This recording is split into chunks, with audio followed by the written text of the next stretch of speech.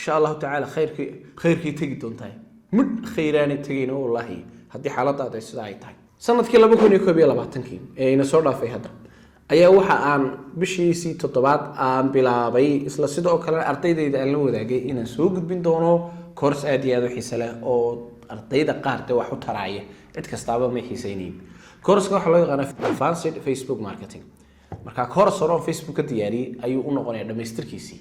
waa bishii 7aad hadda la soco bishii 7aad iyo tii 8aad iyo tii 9aad iyo tii 10aad iyo tii 11aad iyo tii 12aad intaas oo dhanba course-ka isaga aan haystay manaan gudbin manaan sii deeyeen iyadoo waliba ardaydu maalin walba ay soo weydiinayaan macallin course-kii aad ballan qaaday guuleedu ilaa waqtigan kaaga warramay bisha 12aad wax allaali wax gacan u qaaday habiyana tii jirto waxaan kaaga warramayaa maanta muuqaalkan iyo fiidiyogan isaga cudur iyo xanuun aad iyo aad weyn cudur jirka ku dhaca maaha laakiin waa cudur dabeecadda iyo dhaqanka dadka qaar ku dhaca waa cudur ku diidaya inaad wax badan qabsato noloshaada waa cudur ku diidaya in hor aad u socoto in badan waxaan ka hadlayaa oo si aad ah aan uga hadlayaa waxa loo yaqaan af Ingiriisiga perfectionism af Carabina waxa loo yaqaan al-mithaliya Soomaalina waxa loo yaqaan garan maayo aad raadin doontaa Soomaaliga laakiin macnaheedu wuxuu noqonayaa in aad doonto wax dhammaystiran hawl baad rabtaa inaad qabato hawshaas waxaad leedahay sida ugu wanaagsan ee ugu quruxda badan leh ee ugu bilaa cilada ah ee ugu sarreysa ee cid gaadhaysa aanay jirin ayaan u dhammaystiraya dabadeedna intaad waxa aad raadinayso ayaad wax badan ku waysaa mawduucaasan ka hadlayo waxaan rajaynayaa wax badan ku taro ee daawasho wanaagsan cudurkan aan ka hadlayna maanta ee loo yaqaan perfectionism amaba aan haddaan Soomaaliya ku soo dhaweeyo waxa weeye jacaylka dhamaystirka hawl kasta oo aad rabtay inaad qabato inaad tirahdo sida ugu dhammaystiran baan u qabanaya amaba waa aan iska daynaya fikradda noocaas oo kale dhibaatooyin fara badan bay leedahay tusaalayaal badanna waan ku siinaya inaad adigu ku dhex jirtana oo dhooqada aad ama dhiiqada aad dhex taagan tahayna waa suurtagal waxa inta badan cudurkani dadka uu ku dhacaa inta badan ama dhaqankani dabeecaddan dadka leh aniguna aan kamid ahay tusaalihiisina ku soo sheegay waxa inta badan ku dhaca in horta wax badan aanay u qabsoomin oo wax kasta uu rabo inuu qabsoomo wuxuu jecel yahay inuu sida ugu dhamayska tiran oo dhamaystiro tusaalahaan kale beenidii sheegay maayo marka videogan hadda kala daawanay sidaan duubayo waxay ku qaataa waqti aad iyo aad u dheer dabada waxaan jecelahay in lighting iyo iftiinku si fiican u hayo waxaan jecelahay editing markaan edit gareynay si fiican edit gareeyo waxaan jecelahay markaan presentation kii soo bandhigan ku soo bandhigayo fikradda aan si qurux badan oo wanaagsan soo bandhigo haddii wax iga xumaada waxa suurtagal ah hawl aan in badan waday inaan baabiyo marka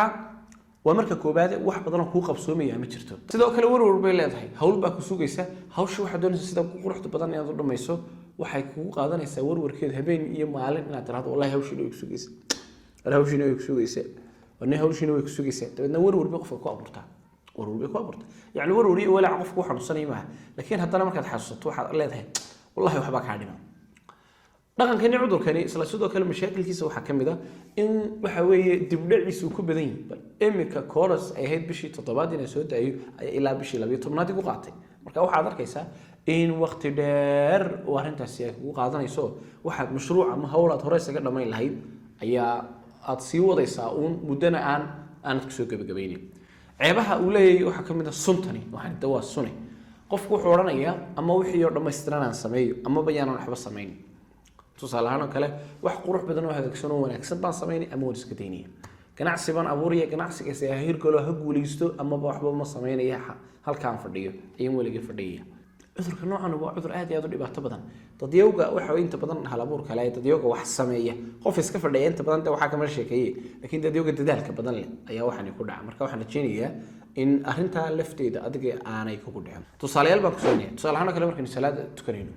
dadka qaar baa wuxuu oranayaa salaada sunnayaasha ah baan ka hadlaya marka salaada faralka ay tukato waxa jira 12 ragcadood oo sunna ah oo ay tahay qofka hadii maalintii uu sameeyo Ilaahay guri jannada uga dhisay marka dhaqan baa laga dhigtaa sunnayaashaas nawaafisha loo yaqaan dadka qaar baa sameeya marka wuxuu oranayaa wallahi maanta duhurka salaada duhur waxba sunnayaashiga tukan maayo waxba kama dambeysay inta soo tukato iska soo caray sababtu waa maxay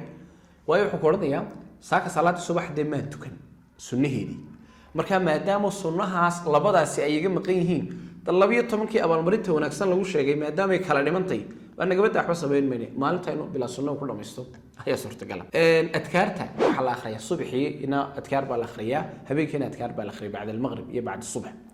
dabcan dadka qaar baa waxay sameeyaan habeenkii oo kale oo dikrigii adkaartii loogu talagalay inuu akhriyo sababtu waa maxay waxaan wallahi saaka ay hurdadu ila tagto adkaartii subax ma akhriin marka maadaama aan akhriin tanna waan iska deyniyay yani ama aan wada sameeyo weey ama hayga wada baqraato shaqooyinka marka shaqada la joogo dadka qaar baa shaqada uu raba inuu qabto ilaa uu dhameystiro aanu nasanba oran maayo shaqadaas wallahi waqtigeedu uu dhamaaday bari baan halka si aan baqaaday may waxa suurtagal ah inuu 10 saacadood ilaa 12 habeenimo ay ku qaadato hawl uu rabay inuu dhameystiro oo 100 arrin oo kale arrinta ay kaga dayacmaan oo macnihiisu waxa weeye ama hawshu mar hay wada dhaafto ama bad aan iska badaayo oo waxba ayaana qabanin guurka oo kale dad baa markay guursanayaan ama gabadha taman inuu doonaya guri qurux badan oo wanaagsan aroos lagu baraaray ay cid walba isku aragtay kaale arag ducadu saytay yaani boqolkiiba boqol guur dhameystiran buu rabaa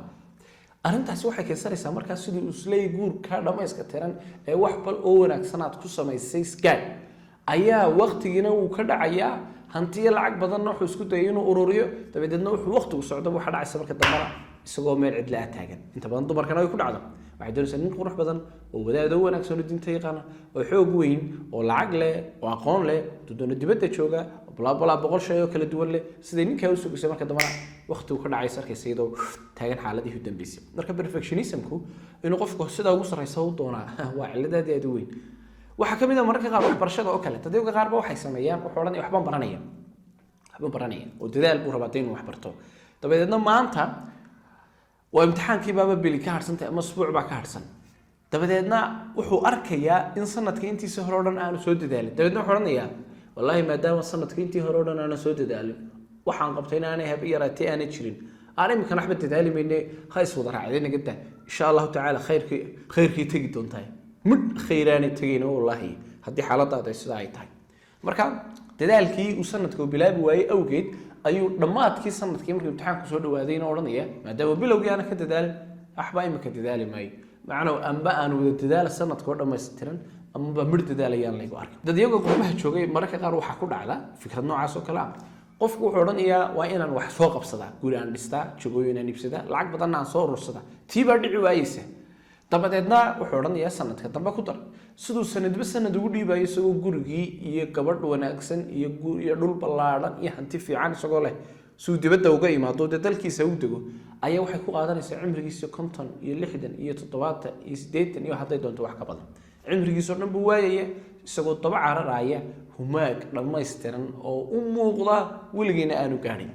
dabadeedna cimrigiisa noloshiisa dhan baa ku dayacay wali hadaas ku soo duubo cudurkan waa cudur weyn cid walbana saameyn buu ku leeyahay marka iska ilaali markaad wax qabanaysid ku dadaal oo qurxi oo wanaaji oo hagaaji haday wax barasho tahay haday guur tahay haday business iyo ganacsi tahay iyo haday hawlo kale ay tahay intaba hase ahaatee wanaajintaas iyana kula gaarin xad aad u waalato inaad dhameystirto wax dhameystirna adduunka ma jiro al kamalu lillah dhameystirka ilaahay baa iskale bilaadmi baa tay mar walba ducuf baa tay waa inaad ku dadaashaa sida ugu quruxda badan ku samee laakiin heerka ugu sarreeya weliga gaari maysi heerkaas ha ahaado mid aad higsanayso laakiin mar walba ha ku dadaalin waxa halka ay gaadhaan waxaan ku rajaynayaa in fikradaas si fiican ay ku gaadhay iskana ilaali waxa gaar ahaan guurka assalaamu calaykum waraxmatullaahi wabarakaatuh